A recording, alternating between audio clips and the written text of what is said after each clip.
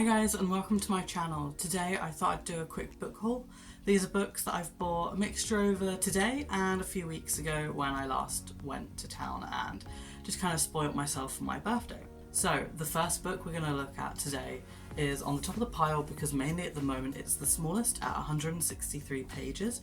It's The Deep by Rivers Solomon. It really interested me because it's kind of a historical trauma through storytelling. It's kind of based on the black slave trade and people, an ancestor kind of living through that and being the memory keeper, I believe, just kind of from reading this. Now, this type of book wouldn't have really stood out to me typically, but I saw it. The artwork is absolutely stunning. If you can't see it, I'll pop a clearer picture on the screen. But yeah, it absolutely fascinated me, and it's something my parents are very big on. My mum used to volunteer with kind of slave trade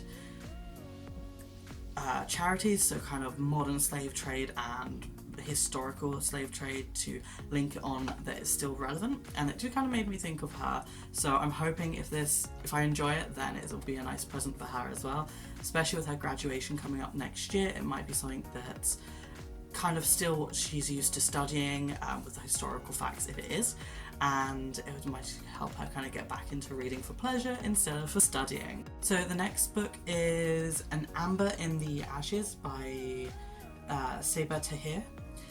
It's a dystopian young adult fiction, non-fiction, whichever one the correct one is, fantasy I believe. It's quite interesting. It's one of the ones that my partner saw, she read it and I was holding it and decided, I also want to read that. I don't normally read dystopian, but it sounds like just from the blurb it's kind of going into the territory that I do enjoy, so we'll give that a go. If not, then my partner can keep it.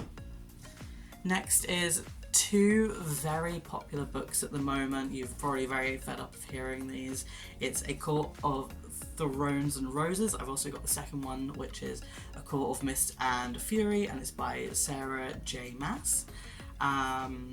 So a friend of ours reads them and it's one of her favourite books. She's got a few different special editions, I believe, so I thought I'd give this another go. I did try before, but it was right as we were moving country, so it just kind of got lost in the move, never found it again. I'm assuming I must have put it in the pile that was to be donated. But that's absolutely fine. I've been able to buy another copy and I enjoyed it enough where I know I'll read the second one. So the next one is A Mask of Mirrors by M.A. Carrick. This is a adult fantasy which also goes into LGBT.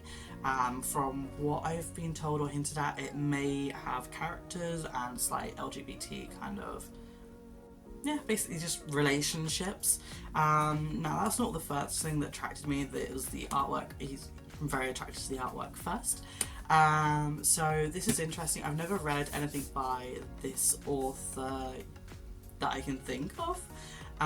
So I'm quite looking forward to it. It's kind of, I don't know, when I was reading the blurb I kind of got Robin Hobb kind of vibes from it. So I'm kind of hoping it's within that kind of writing style as well. The next two I bought are part of a set as well. It's the Bridgerton series, so I've read the first 5. This is 6 and 7. I think I've got 3 more left within the Bridgerton series to collect. So the next one is number 6, which is When He Was Wicked, and it's In His Kiss, and these are by Juliet Quinn. Full out historical romance. I'm enjoying them quite so far. Like, this kind of size of book is a one-day read for me, and typically when I sit down and read these, I start in the morning and I finish in the afternoon. This next book is The Poppy of War by R.F. Kang. I believe that's how you said it. I'll put the spellings of all the authors' names on the screen.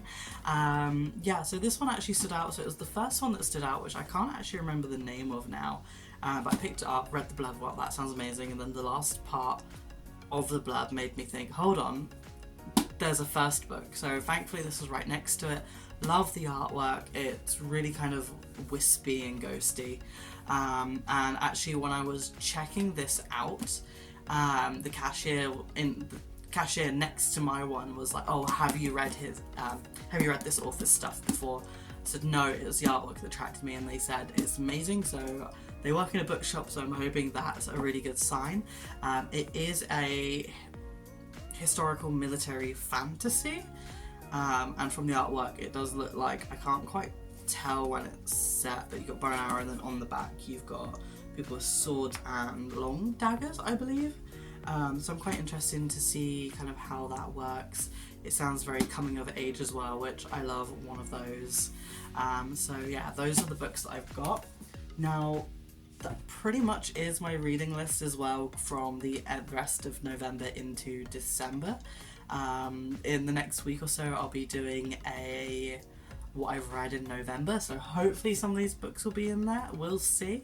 But I've got plenty of time on my hands at the moment, so I'm really looking forward to just getting back to reading, growing my collection. This is my only bookcase in the house, except for one over there, which is just educational language books and cookbooks, and a few of my partner's kind of comic books, graphic novels, things like that. So we are looking at buying a new bookcase so that we can expand, because we've pretty much run out of space. I'm really looking forward to going over the books, my ratings for them. I will be also setting up hopefully a journal in the next few weeks or months. Hopefully the next few weeks more than months, just to kind of go through and track so that I know what I'm looking at going forwards, and building my library back up. And I really hope that you guys join the journey. If you want to see the reviews on these or just want to hang out sometime, then feel free to like and subscribe. Okay, bye.